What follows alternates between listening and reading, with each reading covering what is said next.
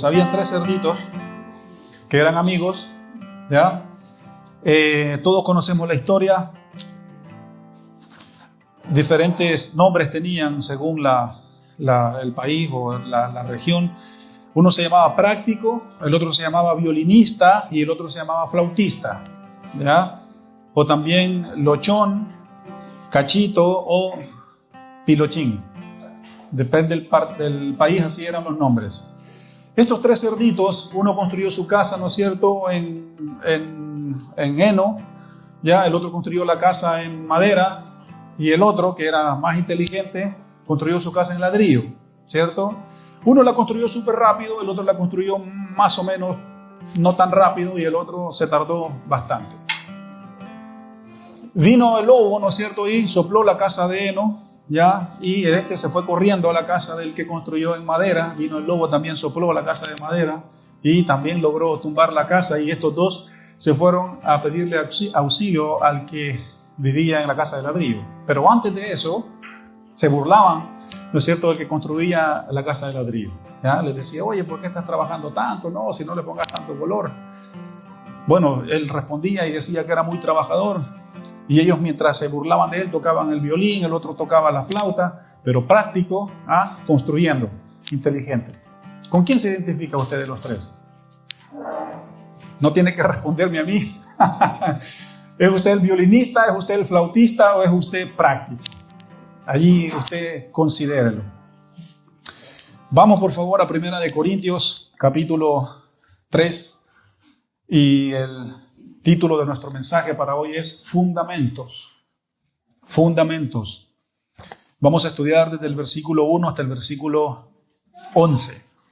¿Ya? Pero primero vamos a poner este tiempo en las manos del Señor. Padre, gracias por tu fidelidad en medio de nosotros. Gracias, Señor, por tu iglesia. Gracias, Señor, por tus hijos acá reunidos. Sabemos que hay muchísimas iglesias más en todo el mundo, Señor, reuniéndose en este momento. Nosotros somos un ladrillo nada más de todo este edificio que es el templo de Dios, el cuerpo de Cristo. Y te pedimos, Señor, que tú vengas a nuestras vidas. Ven, Señor, a nuestra iglesia. Y queremos sentir, Señor, tu presencia. Queremos sentir el toque de Dios. Señor, te pedimos que tu Espíritu Santo también nos enseñe, nos muestre, nos revele la verdad, y que seamos, Señor, edificados y fortalecidos en tu palabra. Ayúdanos, Señor, a mantener y a seguir la visión y la misión de esta congregación, Señor, que es siempre, Señor, lo que es la línea bíblica de todas las cosas, empezando, Señor, por las enseñanzas. Amén, Señor, y amén. Bueno, usted puede ver ahí un poco algo en la pantalla, pero probablemente fueron 4 cartas las que Pablo escribió a los Corintios, no fueron solo 2. Probablemente ya fueron 4. Nosotros vemos en 1 Corintios 5:9, no hemos llegado allí todavía. Allí nosotros podemos ver que posiblemente ya había una carta escrita antes de 1 Corintios. Vamos, a medida que nos vayamos a ir acercando con esto, vamos a ir entendiendo estas cosas. En 1 Corintios 5:11, Pablo dice, ya les escribí, dice, o les escribí antes. No lo vamos a leer por tema de tiempo, pero igual vamos a llegar allí más adelante, en un par de domingos más. Pablo dice, ya había escrito antes por carta. Y 2 Corintios 2:4 dice que les escribe en la anterior carta, con lágrimas. Pablo les escribió a los corintios con lágrimas, y eso lo dice en 2 Corintios 2:4, y en 2 Corintios 7, del 8 al 9, también Pablo allí da argumentos y señales de que ya había también, ¿no es cierto?, una carta antes, y Pablo menciona allí en ese versículo, en el punto número 4, que entristeció el corazón de Pablo el reporte de lo que estaba pasando en la iglesia de Corinto. Entonces, nosotros solo tenemos 2 cartas de esas posibles 4. Y creo que es la providencia de Dios que a lo mejor esas cartas no estén quizás en la Biblia, porque había algo, ya se había tornado un poco personal, ya las respuestas de la iglesia de Corinto hacia las instrucciones de Pablo, y vamos a aprender de eso un poquito más adelante. No vamos a ir a los versículos todavía. Quiero mencionarles 5 características para una comprensión más profunda de Corintios, 5 características tanto de la iglesia como de la ciudad de Corinto. Número 1, el contexto cosmopolita y pagano que había en la ciudad de Corinto donde estaba la iglesia. ¿Ya? La iglesia estaba ubicada en una ciudad comercial clave y su gente estaba muy influenciada por la cultura de Grecia y también por la cultura romana. La idolatría y el estilo de vida inmoral era prioridad en esa ciudad. Y la influencia de esa ciudad, lamentablemente, se había metido también a la iglesia. Punto número 2, o característica número 2. Conocimiento y humanismo. Ya, esta es una característica de la ciudad de Corinto y también de la iglesia. Eran ricos en expresión espiritual, en conocimiento y en elocuencia, pero a menudo ya se les iba para arriba el orgullo a los corintios. Por eso también refutaban a veces con el mensaje de Pablo. Y hablamos en los últimos 2 mensajes acerca de las enseñanzas de las filosofías griegas, ¿se acuerdan? Hablamos de Sócrates, de Aristóteles, de Arquímedes, de Platón, de Pitágoras, que eran grandes filósofos que también habían influenciado antes, unos 200, 300 años antes, la ciudad de Corinto, tanto como era Atenas y la otra ciudad importante de Grecia, que era Olimpia. Tercera característica, divisiones y pleitos. Esa era la tercera característica de la iglesia de Corinto para poder entender lo que vamos a estudiar hoy. La iglesia se fragmentó en grupos que se identificaban con distintos líderes. Ya enseñamos un poco acerca de eso, ¿se recuerdan? Yo soy de Pablo, yo soy de Apolo, yo soy de Cefas. Y Pablo viene y les da un bofetón en la cara y les dicen, dejen de decir esas cosas, nosotros somos de Cristo. Entonces, divisiones y pleitos. Característica número 4, problemas morales graves. La iglesia de Corinto toleraba ciertas prácticas escandalosas, como el incesto, por ejemplo. Hay un caso adentro de la carta de Corinto, que pronto lo vamos a ver, que hay ahí una persona que Pablo dice, sáquenlo de la iglesia. Vamos a ver cuando lleguemos allí por qué. ¿Todos saben lo que es el incesto acá? Práctica de relaciones sexuales entre miembros de la familia, padre con hijos, hijos con padre, tías, abuelos, primos. Eso es un pecado grande delante de los ojos de Dios. Y los corintios toleraban estas cosas. En el próximo mensaje vamos a hablar acerca de lo que es el templo también que había en la ciudad de Corinto, que tenía que ver mucho con inmoralidad sexual. Y característica número 4, desorden en los cultos. Por eso es importante hoy en día aquellos cultos que son ordenaditos, les dicen religiosos, tradicionalistas, legalistas. Sí, quizás haya un poco de eso, pero no necesariamente. De hecho, el título de nuestra serie es Trayendo orden a la iglesia de Corinto, por supuesto, y también nosotros, de todas estas enseñanzas que Pablo les enseña a ellos, nosotros como iglesia IBC, obviamente aprendemos de los errores de la iglesia de Corinto y ahí nosotros decimos, wow, o sea, yo tengo que vivir una vida ordenada en Dios, ¿ya? Esa es la idea, así es como esto funciona. Los desórdenes en los cultos, sobre todo en la cena del Señor. Vamos también a llegar a eso más adelante, porque para compartir la cena del Señor en la iglesia de Corinto hacían unos tremendos manjares de comida y todos se lanzaban como chanchos a la comida. Y en vez del vino que se sirve en la Santa Cena, ¿se entiende eso? No era un poquito la cena del Señor, no. Era una cosa escandalosa. Bueno, la iglesia, ya 5 características, estas son ya comentarios de contexto histórico. Pastor, ¿a qué hora voy a empezar a leer? Ya vamos a empezar a leer, tranquilos. Es importante que usted entienda esto. La iglesia de Corinto era excepcionalmente divisiva.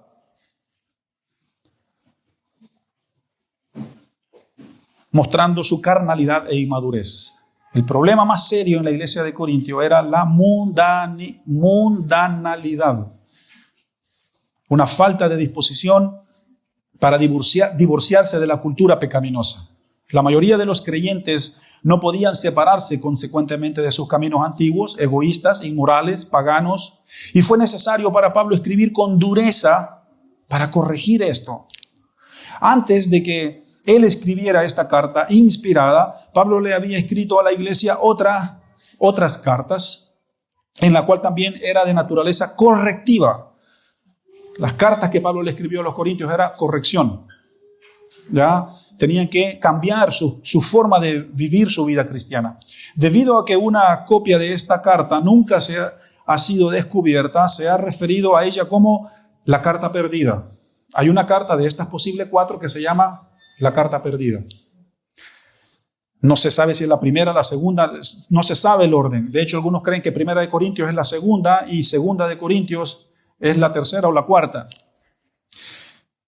Último punto, hubo otra carta después de la primera carta de Corintios, normalmente llamada la Epístola Severa.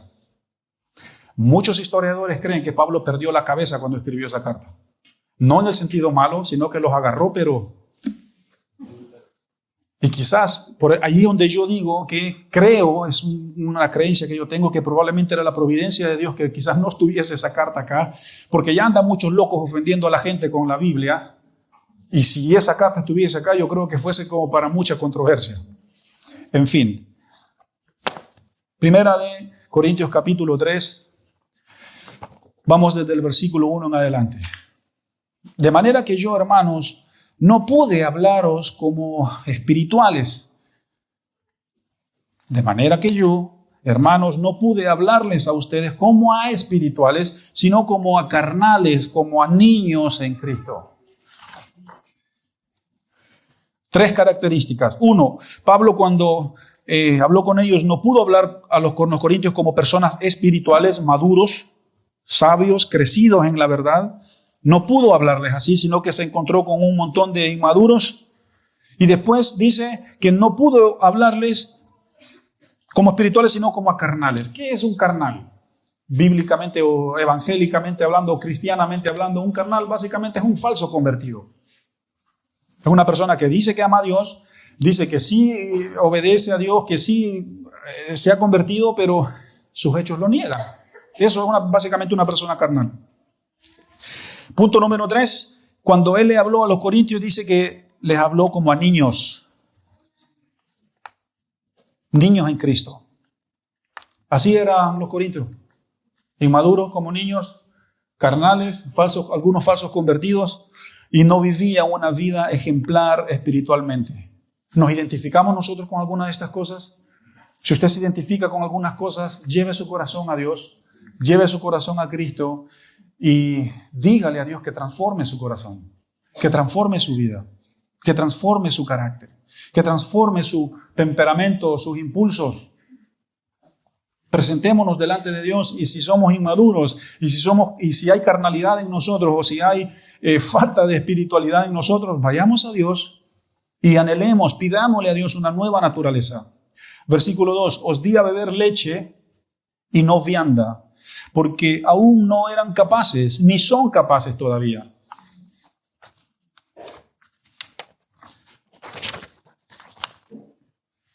Viandas es alimento sólido como jamón o carne, pero Pablo no les pudo dar carne ni les pudo dar jamón, por decir así, sino que tuvo que darles leche. Y cuando Pablo habla de darles leche espiritual, se refiere a que el nivel de enseñanza de Pablo, que era súper alto, tuvo que como que bajar muchos niveles y tuvo que como que hablarle a un niño. Por eso los niños que de esta iglesia están allá arriba, en su tiempo porque ellos en este momento están recibiendo leche espiritual. Yo no les puedo enseñar a ellos, no los puedo tener acá 45 minutos enseñándole esto. Muchos creen que la capacidad de concentrarse del ser humano son 45 minutos. No, es 1 hora en tiempo lineal. No aguantan los niños 1 hora o 45 minutos de estar escuchando. Entonces a ellos se les da lechita, se les cuentan las historias de la Biblia, se les cuentan de que Dios es real, se les habla del amor de Dios. Y eso Pablo está diciendo, así tuve que hablarles a ustedes. No pude hablarles como a personas maduras, sino que tuve que darles lechita espiritual. No pude darles comida porque, hipotéticamente hablando, no tenían dientes o se iban a atorar. O les iba a dar una indigestión, ¿no es cierto?, de información. Pero todos los que estamos aquí, yo no les voy a dar lechita espiritual. No, nosotros no necesitamos eso. Todos somos adultos, todos entendemos la diferencia entre el bien y el mal, todos sabemos lo bueno y lo malo, todos sabemos lo que se hace y lo que no se hace. Entonces vamos arriba con el jamón y la carne. ¿Ya? Y cuando a la oveja se le pone pastito así bien bonito, agüita, la oveja no se va. Pero cuando en una iglesia hay falta de estas cosas, la oveja se va. Yo también soy oveja, no me refiero solo a ustedes. Por eso es importante alimentar a la iglesia con la palabra de Dios, con la verdad de Dios, con lo que Dios dice con su palabra. No con mi opinión, no con lo que yo más o menos creo que puede ser bueno. No, con lo que Dios dice. Y este fue el desafío de Pablo allá, que se fue a encontrar con todos estos carnales que no eran capaces de tener una conversación madura con Pablo. Y créanme, tengo 20 años de ministerio. A los 18 años dejé mi casa para salir las misiones y ahora con 38, algo he aprendido. Y qué complicado es cuando uno a veces está hablando con personas que uno espera que esas personas sean maduras y no se puede. Uno se desanima, da ganas de no hablar con esas personas mejor. Bueno, la frustración de Pablo aquí es que ellos no pudo, dice Pablo, vamos al versículo 3, ¿por qué no pudo? ¿Por qué no eran capaces todavía de sostener una conversación madura? Porque aún sois carnales. Porque habiendo entre vosotros celos, contiendas y disensiones, ¿no sois carnales y andan como hombres? Dice Pablo. Ya hemos hablado anteriormente que cuando andamos en la carne, andamos propensos ¿a qué? A discutir, a pelear, a dividir. ¿Por qué hay tanta división adentro del cuerpo de Cristo? Se le da espacio a estas cosas, se le da espacio a la carne. Y esto es lo que Pablo está diciendo, no lo digo yo, lo dice él. Porque aún son carnales, pues habiendo entre vosotros celos, contiendas y disensiones, que no hayan esas cosas en medio de esta iglesia. Celos, contiendas, disensiones, y si hay, arreglen el conflicto rápido. Arrepiéntanse, pongan su corazón delante de Dios, busquemos la comunión, porque si hay pleitos, celos, iras entre nosotros, unos van a decir, bueno, yo soy de Felipe, otros van a decir, yo soy de Salvador, otros van a decir, yo soy de Marcos, otros van a decir, yo soy de... No, tenemos que tener todos una misma mente. Tenemos todos que tener la misma mentalidad. Ahora, Pablo dice, qué frustrante es hablar con niños, adolescentes tardíos, ya son con barba, ya grandes, maduros, y no pude sostener una conversación con ustedes. ¿Por qué, Corintios? Porque son carnales. Andan como hombres, y cuando se refiere que andan como hombres, quiere decir que no andan en el espíritu. No andan pensando en las cosas de Dios, andan pensando en las cosas del propio corazón, en las cosas de los propios deseos, lo que yo quiero hacer, cómo yo me quiero mover, cómo yo quiero solucionar. Todo es a mi forma humana. Y eso se refiere, andan como nada más como hombres, pero no andan como hijos de Dios. Versículo 4, porque diciendo el uno, ciertamente yo soy de Pablo, yo soy de Apolos, y el otro, yo soy de Cefas, entre dos signos de interrogación, dice Pablo, ¿no son carnales ustedes? Y esto Pablo ya lo dijo en el capítulo 1, y aquí lo vuelve a repetir.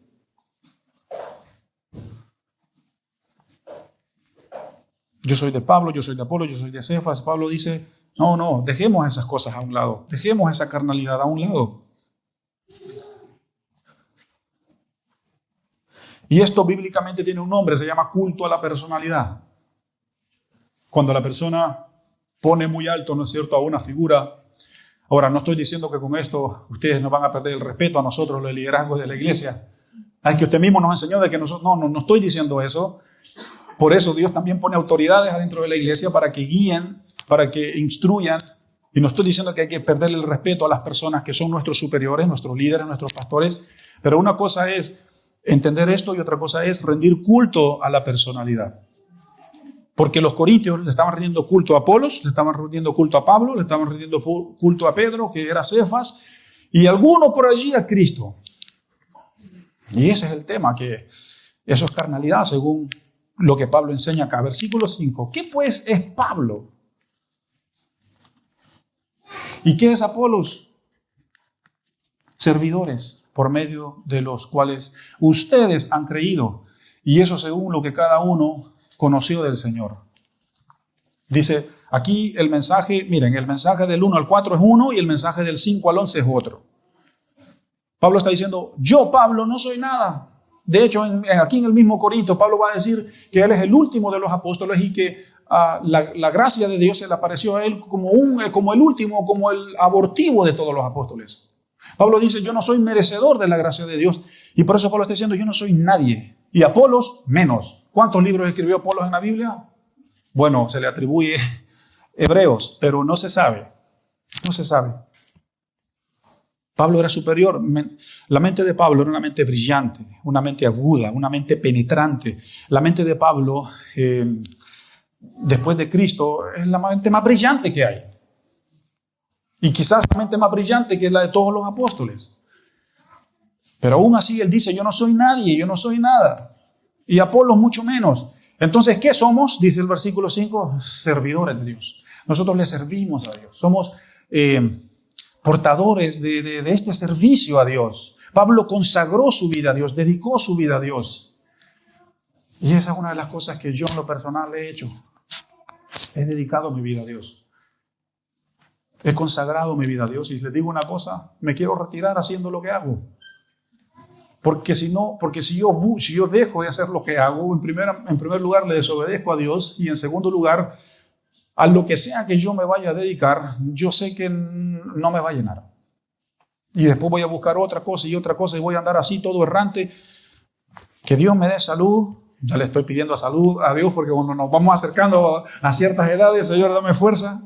No es que esté cansado, pero Señor, dame salud. Y qué lindo sería llegar, ¿no es cierto?, a la edad de la vejez haciendo la voluntad de Dios. Entonces, ¿qué somos? Servidores de Dios, por medio de los cuales ustedes han creído. Versículo 6. Me encanta lo que va a hablar Pablo acá. Desde el 6 al 11, lo mejor de este segmento de la Biblia. Yo planté, Apolo regó, pero el crecimiento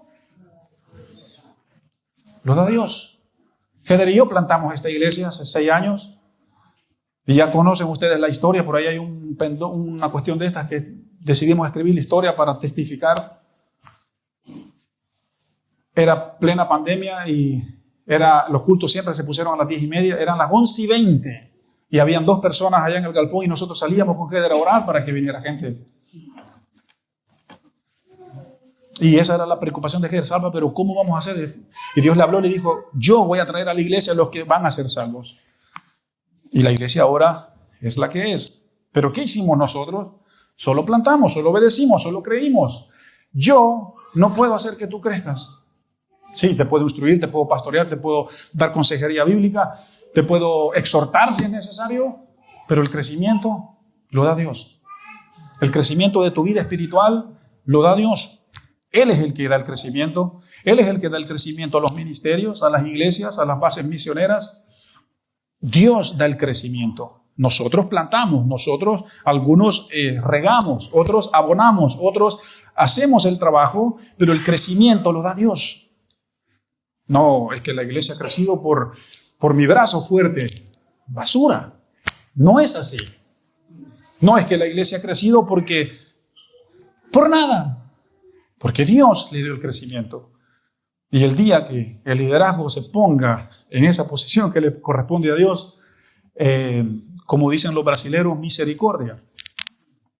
Yo planté, Apolo regó, pero el crecimiento lo da Dios. Según los comentaristas, había rivalidad entre Apolos y Pablo. Apolos y Pablo, sí. Según los historiadores, no se llevaban muy bien. Porque Apolos también tenía una mente brillante, Pablo también tenía una mente brillante, los dos tenían un llamado y probablemente había rivalidad entre ellos, pero Pablo deja su rivalidad al lado, si es que hubiese habido rivalidad, y dice, si yo planté y él regó, gloria a Dios. ¿Ven la mentalidad de Pablo, no? Hermoso, es hermoso. Versículo 7. Así que ni el que planta es algo, ni el que riega es algo.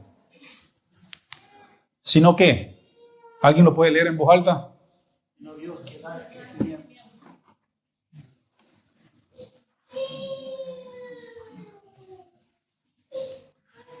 Pablo está diciendo, yo no soy nadie aquí. Yo no soy nada acá. Dios es el que da el crecimiento y por el amor a Dios, iglesia, tú tienes que crecer espiritualmente.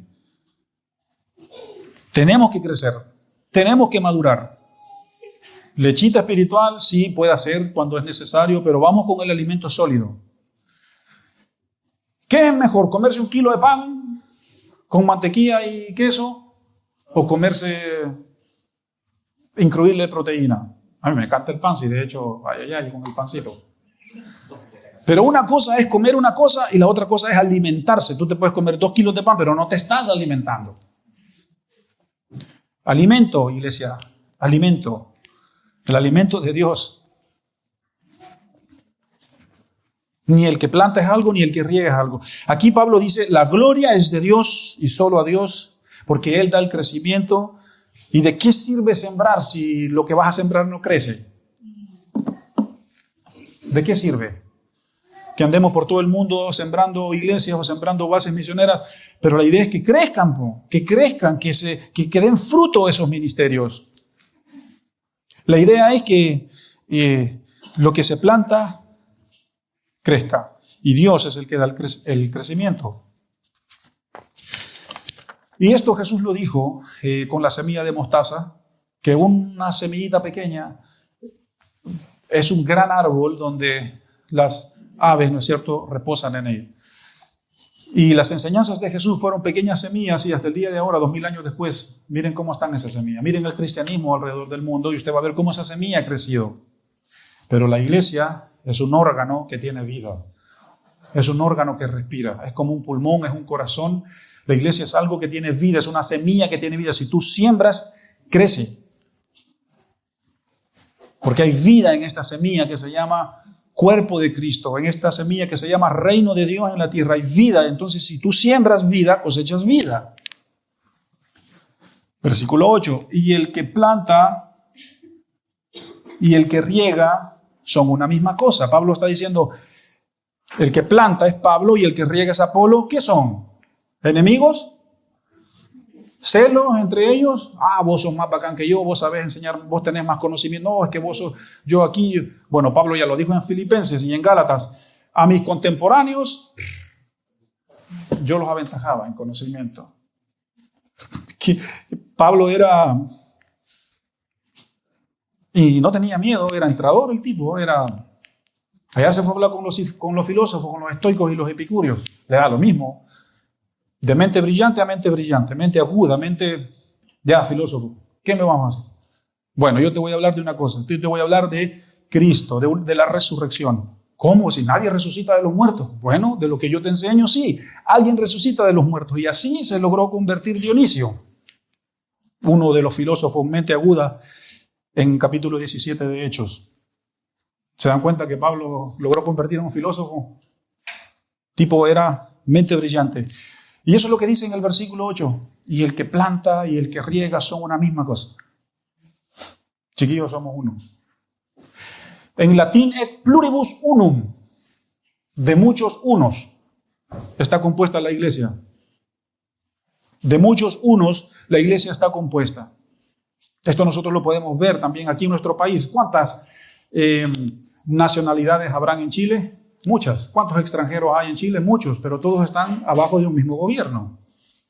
Lo mismo en Europa. Las olas de inmigraciones en Europa han sido masivas, en Estados Unidos igual. Muchas nacionalidades han compuesto ese país, pero todos están bajo una constitución. Entonces la iglesia es lo mismo. Ese pluribus unum es que todas las iglesias de todos los países están bajo el mismo gobierno, que es el gobierno de Dios. La teocracia.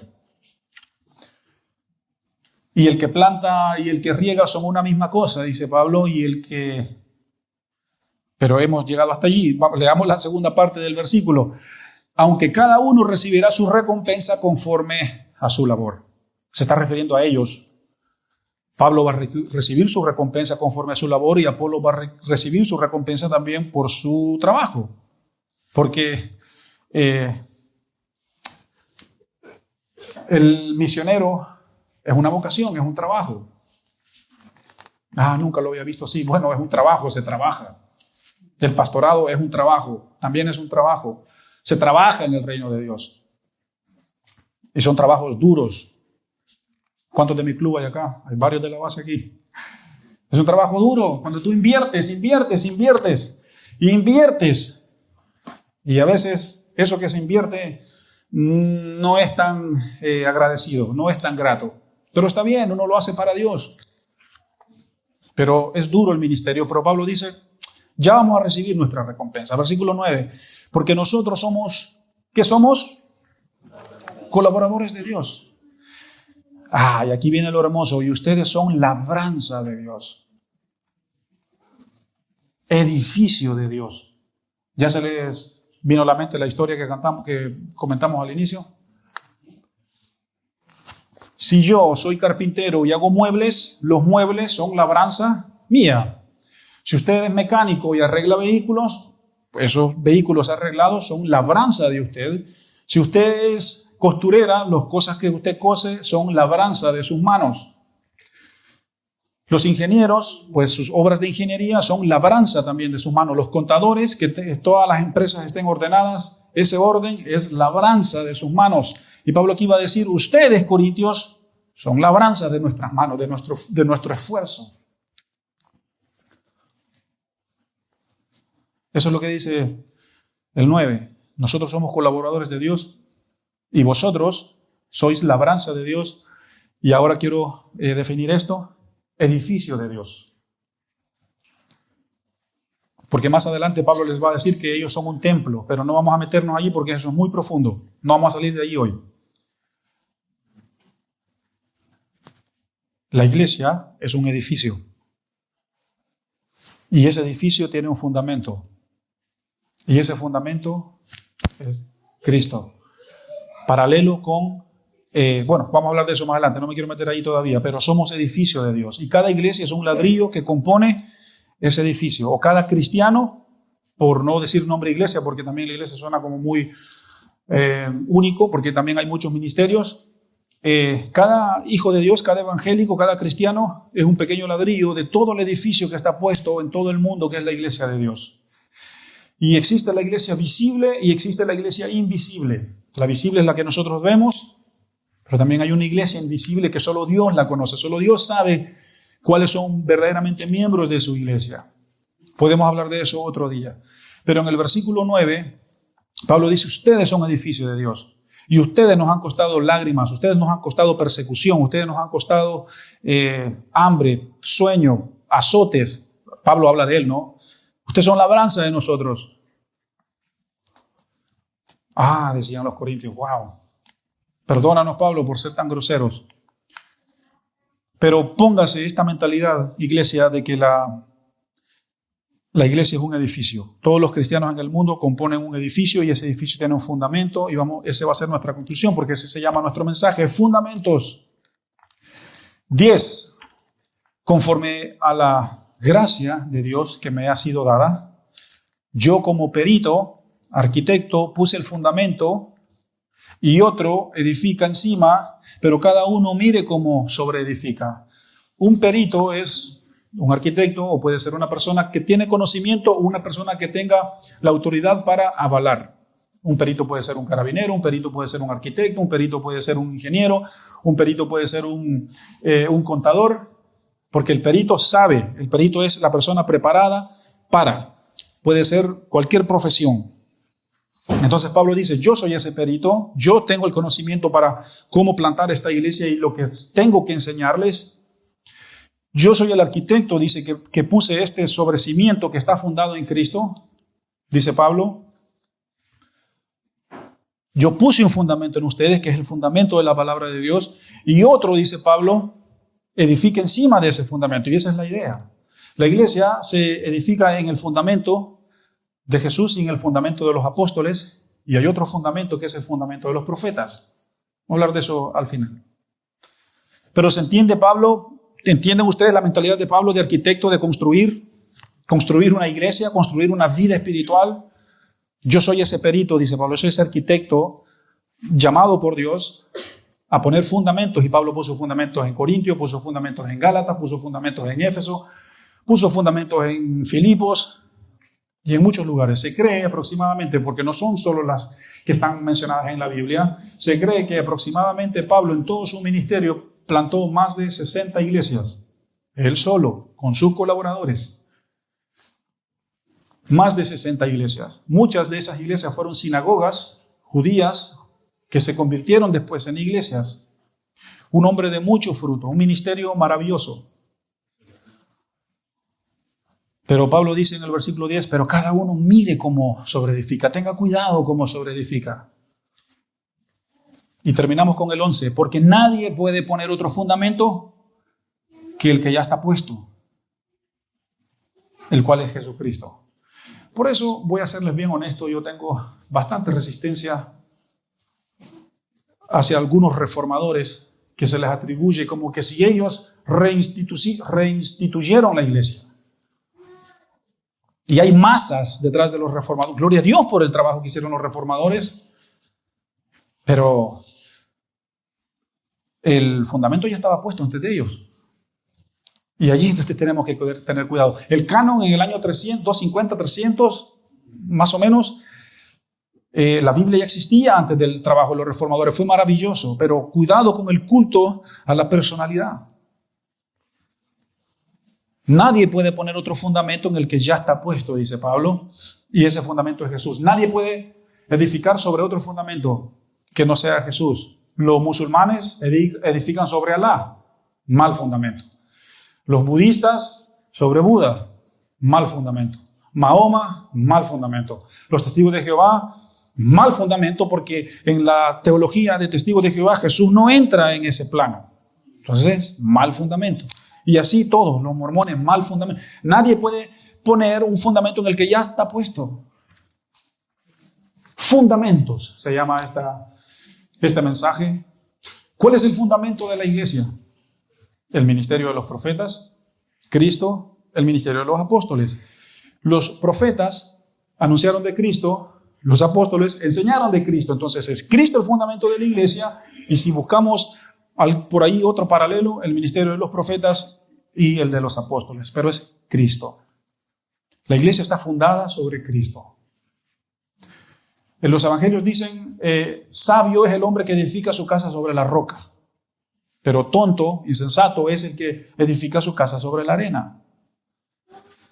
Iglesia, ¿en cuál fundamento estás edificando tu vida espiritual? El fundamento de una iglesia no es el equipo de la alabanza. El fundamento de una iglesia no es el ministerio de evangelismo. El fundamento de una iglesia no es cualquier otra cosa. El fundamento de la iglesia es la palabra de Dios, es las enseñanzas de Dios. ¿Por qué? Porque ese es el formato que Jesús nos dejó, enseñanza. Cuando Él vino, Él enseñó. Lo que más Jesús hizo, aparte de todos los milagros, fue enseñar. El maestro, maestro, maestro, maestro. ¿Qué tengo que hacer, maestro? Maestro aquí, maestro allá, maestro. Él se paraba, los discípulos se sentaban con las piernitas cruzadas y escuchaban al maestro. ¿Y qué es lo que Jesús hacía? Enseñaba. En Galilea, en las regiones adentro de todo lo que es Jerusalén y a las afueras. Enseñar. Pero hoy en día la iglesia está siendo muy atacada porque ese método de enseñar ya no debe de ser el método. Hay que hacer otras cosas. ¿Y cuál es el método? ¿Qué hacemos nosotros aquí en la misión? Enseñamos. Pero lo que enseñamos, lo practicamos. ¿Se entiende? ¿Dónde edifican ustedes? ¿En qué edifican ustedes? El fundamento de tu vida no está en tu cuenta de ahorro. Mal. O sea, es bueno los ahorros, pero ese no es el fundamento de tu vida. Tu trabajo, un trabajo en las minas. Ese no es el fundamento. No estoy diciendo que está mal, pero no puede ser el fundamento. Ya, me contrataron, ya lo logré. No. Mi empresa, no. Mis recursos, no. Mis amigos, no. Mi esposo, mi esposa, tampoco. Hace parte, sí, obviamente, pero el fundamento de las vidas espirituales está en Jesús, está en Dios, está en su palabra. Y para comenzar a edificar bien en Dios, primero hay que remover los escombros. Todos sabemos lo que pasó con Venezuela, ¿cierto? Lamentablemente. Estamos orando por Venezuela, pero se dan cuenta cómo los edificios son importantes. ¿Cuándo se acuerdan del edificio de Viña? Que fundamentos. Sí, escucharon mucho esa palabra, pero verdaderamente, iglesia, ¿cuál es tu fundamento? ¿Cuál es tu piso? ¿En qué estás parado? Porque todo es vanidad, dice Salomón en Eclesiastés, y también Juan en la primera carta de Juan dice, todo va a pasar. la sociedad, todo pasa. Pero hay algo que no pasa, y es la palabra de Dios, y es Jesús. El fundamento de tu vida espiritual es Jesús. Pero para poder edificar, tú tienes que destruir. ¿Qué tienes que destruir? El pecado primeramente. ¿Qué es pecado? Errar al blanco. Si allá hubiese un blanco y yo le disparara y no le doy al centro y le doy para afuera, para allá, para arriba, para abajo, eso es pecado. No estoy acertando.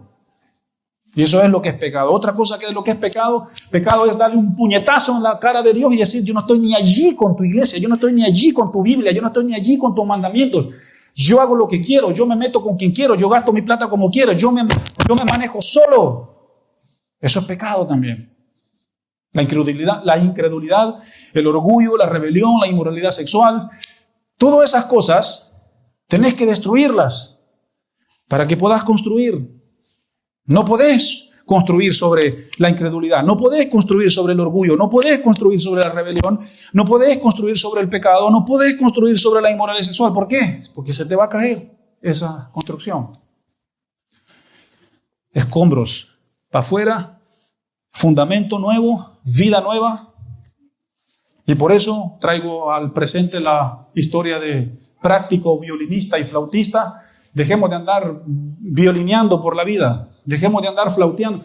Práctico, edifique su vida en Dios. Edifique su matrimonio en Dios. Disipule a sus hijos en Dios. Lleve una vida fiel de congregarse en Dios. Adopte la iglesia como su iglesia, pero siempre con Dios primero. Dios es Dios, Dios, Dios. ¿Qué es lo que Jesús dijo en Juan 15? Separados de mí, nada podemos hacer. Fundamento. Pablo dice, quiero volver a leer el 11, porque nadie puede poner otro fundamento del que ya está puesto, el cual es Jesús. Si hay iglesias allá afuera que andan edificando iglesias en otro nombre, se van a venir para abajo. No se puede.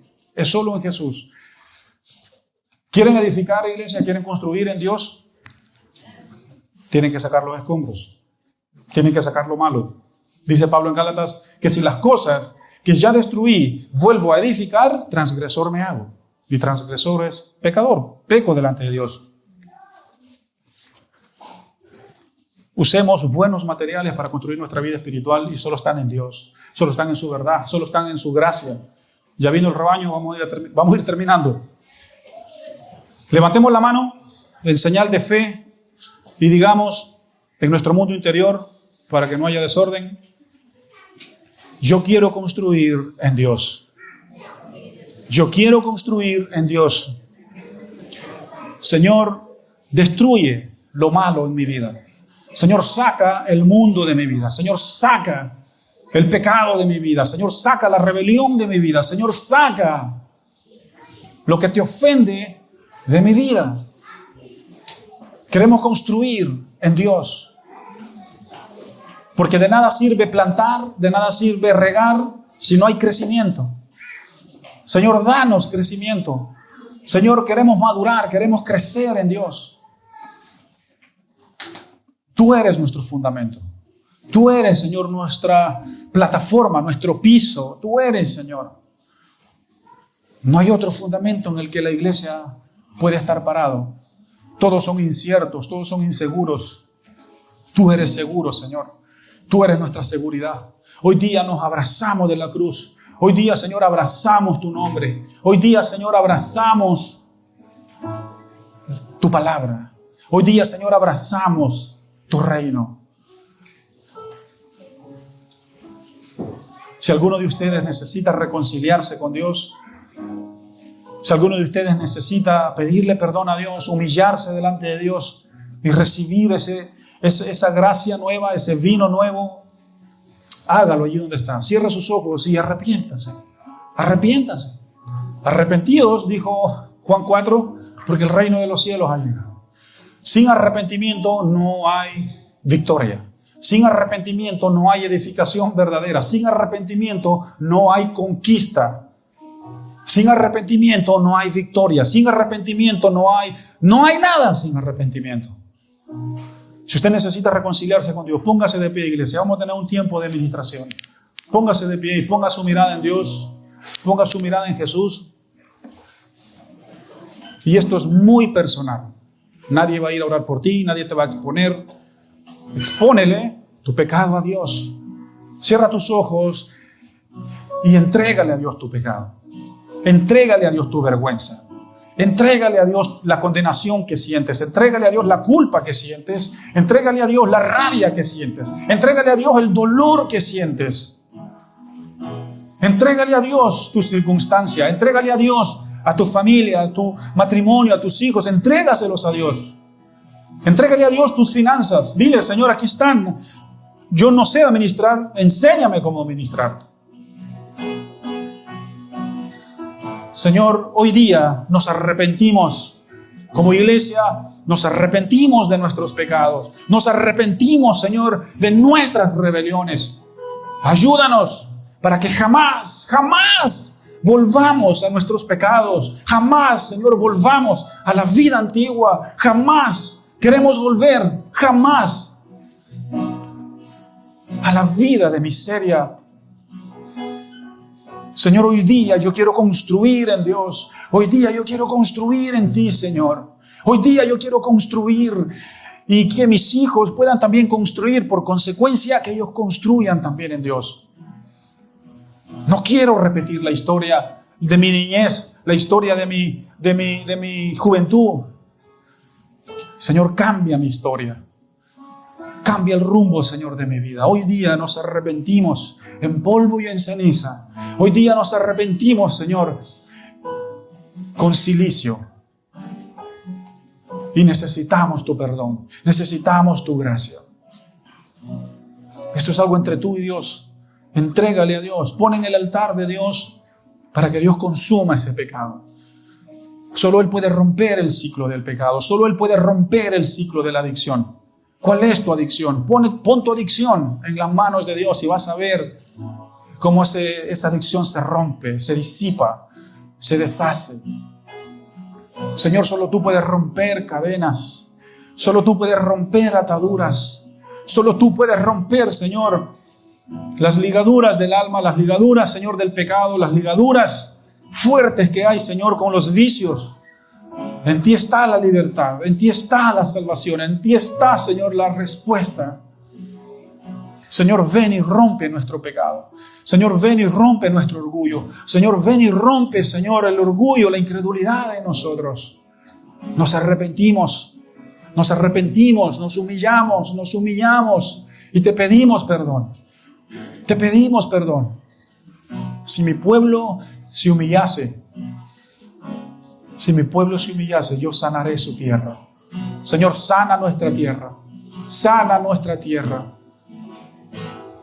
Sana, Señor, nuestro hogar. Sana, Señor, los matrimonios insanos, los matrimonios, Señor, sánalos. Pon tu mano sanadora. Sana, Señor, también las enfermedades. Sana, Señor, las dolencias de tu iglesia. Sana, Señor, la culpa, lo que carcome adentro, Señor, sánalo. Oro por una nueva mente, un nuevo corazón, un nuevo espíritu. La profecía de Ezequiel, Señor, con un corazón de carne reemplazando un corazón de piedra. Un corazón duro, un corazón, Señor, que no quiere escuchar, que no quiere obedecer. Rompe, Señor, nuestros estereotipos. Rompe, Señor, nuestros algoritmos. Rompe, Señor, rompe nuestros sistemas. Y queremos el sistema de Dios. Queremos el sistema de Dios. Es mejor, es mejor. Señor, lo tuyo es mejor. Te recibimos. Nos humillamos. Te pedimos perdón.